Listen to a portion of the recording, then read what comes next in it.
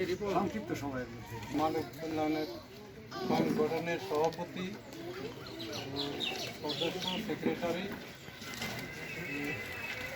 অত্র এলাকার গ্রামের মুরব্বী বোন, সমাবেশী ভাই এবং পর্দার আড়ালে মা ও বোনেরা, আসসালামু আলাইকুম।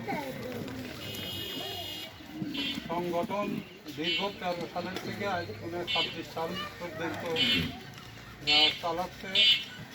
দেশের গরিবগুলি যারা শিক্ষা প্রতিষ্ঠানে আছেন, কোরআন শরীফ পড়াচ্ছেন, আরবি লাইনে কোরআন শরীফ পড়া, অনেক ছেলেপেলে কোরআন শরীফ দান করেছে। এরপরে ওই প্রতিষ্ঠানটা বেতন দীর্ঘদিন চালাচ্ছে একজন শিক্ষক আছে, রৌনকা মসজিদের একজন ইমাম, সে দায়িত্বপূর্ণভাবে চালায়।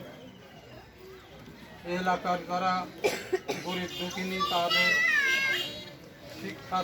শিক্ষাতে অনুদান দেয় এবং চিকিৎসাতে অনুদান দেয় এবং প্রত্যেকটা ঈদে যে তারা যতটুকু পারে তারা অনুদান দেয়। দেওয়ার পরে এলাকার লোকের সাথে সকলে সম্পৃক্ত রাখে এবং আপনারা একটুখানি উদ্যোগ করে দেখবেন যে এলাকার লোক সকলে যাতে মানুষ ভালো কাজে সমর্থন করে না, খারাপ কাজে সমর্থন বেশি করে। তো এইগুলো শিক্ষা প্রতিষ্ঠান, এই শিক্ষা প্রতিষ্ঠানে আপনারা সকলে একটু সহযোগিতা করবেন। এই কথা বলে আমার বক্তব্য শেষ করলাম। আসসালামু আলাইকুম।